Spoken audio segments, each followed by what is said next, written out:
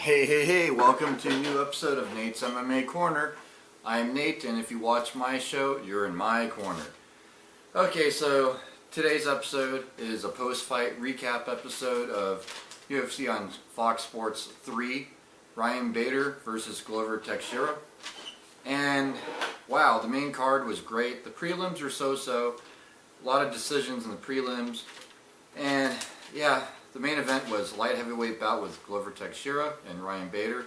So let's go down the main card. And by the way, for those of you, if you haven't seen my picture yet with the UFC lightweight champion of the world, there it is. Okay, anyhow, yeah, this main card was real good. I was 5-1 on my picks. Five of my picks won, one of them lost. So, okay, the main event was a light heavyweight bout with Glover Teixeira and Ryan Bader. Yep, I told you so, I told you so, I told you so. Glover Teixeira's boxing is what did the work, because Glover loves to box. He's kind of like a light heavyweight Junior Dos Santos in that sense, where he has other tools, but he just loves to box. You know, he admires boxing heavyweight champs throughout history, like Mike Tyson. And Ryan Bader, he's a wrestler. He's okay at jiu-jitsu. His striking is good for MMA. You know, it's not bad, but Glover has the heavy hands and he loves to box, and he's a good technical boxer. And that's exactly what happened. He knocked out Ryan Bader in the first round. But Ryan Bader put up a good fight. I'm really proud of Ryan Bader. He came in with a good game plan, was aggressive, pushed the pace, was really trying to compete with Glover on the stand-up for sure, and got caught.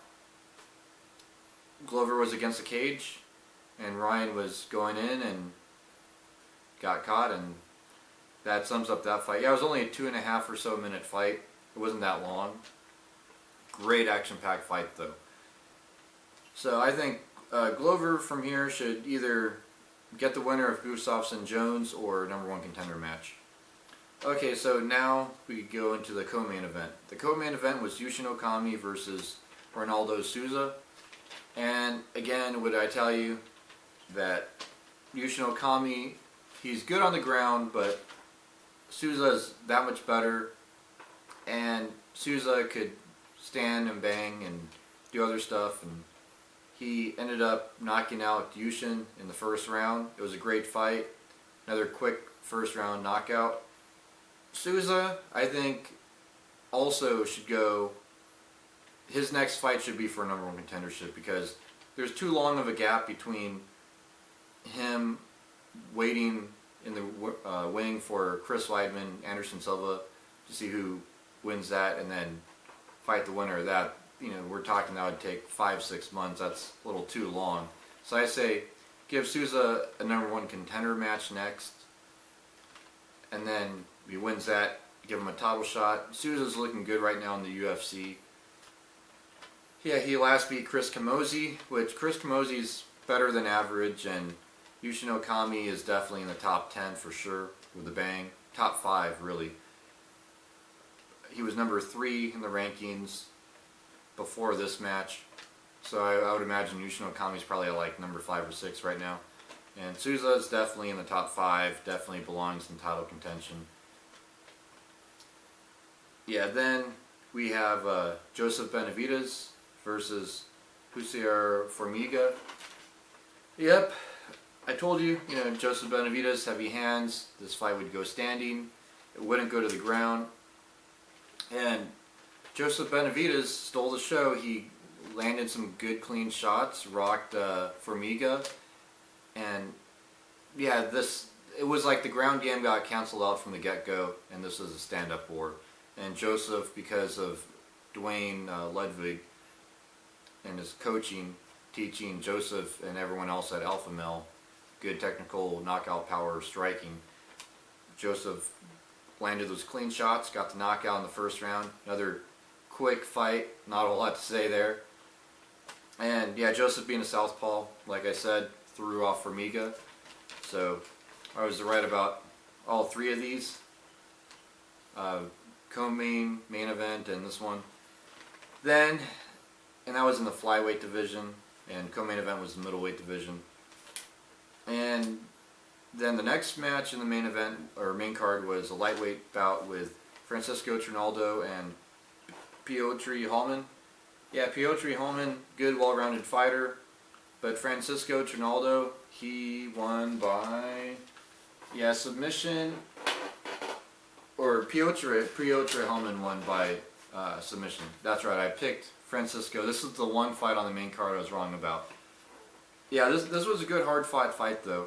And I thought Francisco, his experience in being on Ultimate Fighter, Brazil, would pay off against this tough, well-rounded guy. But yeah, Piotr Hallmann won by submission Kimura in the third round, was it? Yeah, it was second.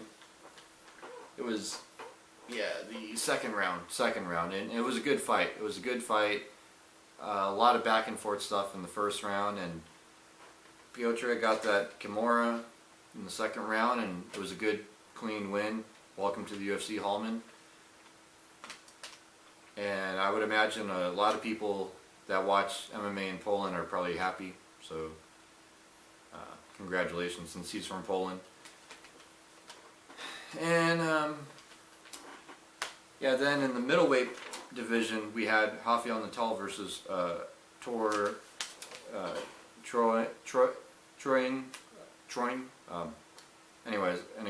Yeah, Rafael Natal, Brazilian Jiu-Jitsu black belt, experienced in the UFC, has fought tough competition, and I knew the experience would pay off. Unfortunately, I was right about this fight. Rafael Natal won by decision. Was, yeah, unanimous, and it was a hard fought fight. Tor really came in with some sort of determination to submit him and get that submission victory.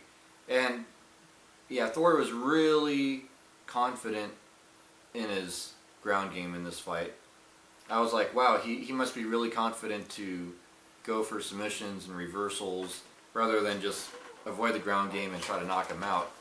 I think Thor, he's good at submissions, and he's good at probably slightly better at submissions than stand-up. So I think it was a good call for him to stay on the ground. And yeah, Rafael Natal though, he just teed off on the stand-up and really rocked Thor. And yeah, I'm not the happiest. I hope Thor comes back bigger, better, stronger. He's one of the prides and joy of Sweden. And Rafael Natal, congratulations, got another victory. He's a UFC veteran, been in the UFC for years. Grew up watching his fights. Yeah, so now he moves on to 17-4-1, won by unanimous decision.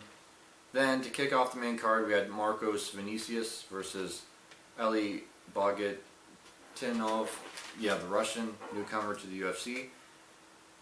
Yeah, you know, Ali won this by, it was, yeah, TKO punches in round 3, and man, what a knockout it was in round 3. That was insane. Yeah, how late? Yeah, that was 3 minutes. That was 3 minutes and some odd seconds into round 3, and man, whew, for a flyweight and that small, because Marcos was a lot bigger. Marcos was big for a flyweight, and Ali was pretty small for, well, it's flyweight division. And yeah, his jiu-jitsu skills and sambo wrestling really kept it standing, which looked like that's what he wanted. And he landed some clear shots. Just Marcos went in and bam, took him out. I believe it was a straight right hand. And Ali goes on to 11-2, and can't wait to see him again in the UFC, see where he goes. There's some good flyweights out there. So yeah, that wraps up the main card. And yeah, Ali's victory happened in the third round. Yeah, it was a good fight. The whole main card was really impressive. The prelims were so. And yeah, this was I love this card though. I was really impressed by it. My expectations, it blew away my expectations. Anyways, this wraps up the post-fight show for UFC on Fox Sports 1-3 Glover Teixeira versus Ryan Bader.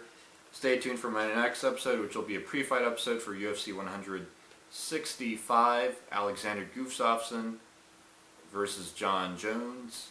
Give my pre-fight rundown and predictions for that fight. But yeah, this fight card I was 5-1 on who I thought would win, so called it pretty